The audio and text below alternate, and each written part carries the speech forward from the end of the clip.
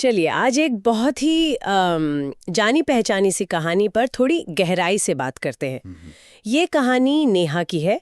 शादी के 3 साल हो चुके हैं और नौकरी, घर, ससुराल, इन सब जिम्मेदारियों के बीच वो अक्सर बहुत थका हुआ और अकेला महसूस करती थी। तो एक शाम उसने अपने पति रोहन को ये बताने की कोशिश की। और यहीं से मतलब कई रिश्तों की कहानी एक मोड़ लेती है, अक्सर हमें पता भी नहीं चलता। बिल्कुल।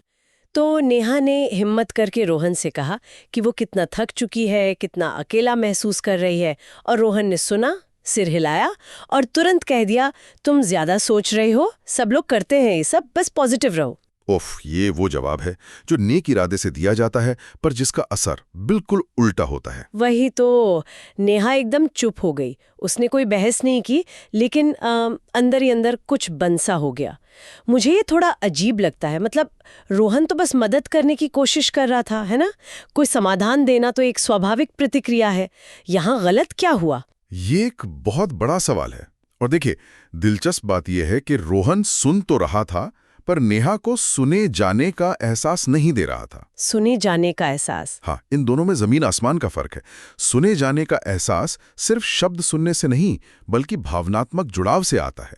रोहन का जो जवाब था, तुम ज्यादा सोच रही हो, वो नेहा की भावना को पहचानने के बजाय उसे खारिज कर रहा था। तो पहला कदम जहां गलती हुई, पहचान की कमी। अच्छा, तो ये कहने जैसा था कि तुम्हारी जो भावना है वो असली नहीं है। और इसका नतीजा ये हुआ कि अगले कुछ हफ्तों में नेहा ने अपनी भावनाओं के बारे में बात करना ही कम कर दिया।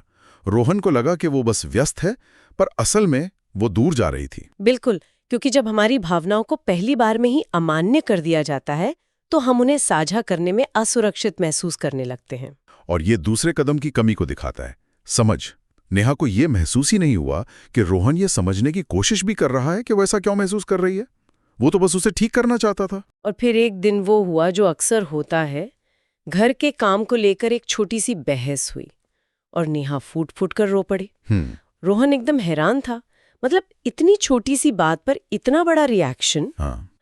तब नेहा ने कहा, ये आज के बारे में नहीं है, ये उन सभी पलों के बारे में है जब मैंने तुम्हें बताने की कोशिश की और तुमने ऐसा दिखाया जैसे इसका कोई मतलब ही नहीं है। और यही है इन छोटे छोटे पलों की ताकत।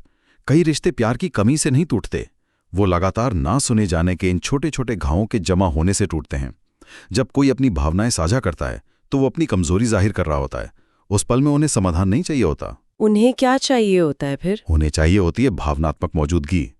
मतलब ये एहसास कि आप सिर्फ शारीरिक रूप से ही नहीं बल्कि भावनात्मक रूप से भी उनके साथ हैं। तो रोहन ने समस्या को सुलझाने की कोशिश में असल में नेहा को और भी ज्यादा अकेला महसूस करा दिया। तो उन्होंने इस स्थिति को ठीक कैसे किया? रोहन को धीरे धीरे अपनी गलती का एहसास हुआ।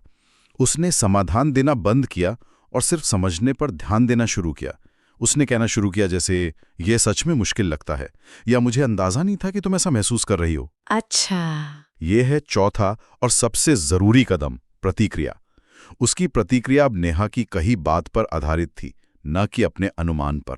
और मुझे लगता है इसी से नेहा ने धीरे धीरे फिर से खुलना शुरू कर दिया होगा। बिल्कुल। तो मुख्य बात यह है कि सुने जाने का एहसास सलाह देने के बारे में नहीं है, ये किसी को भावनात्मक रूप से सुरक्षित महसूस कराने के बारे में है। आपने बिल्कुल सही पकड़ा।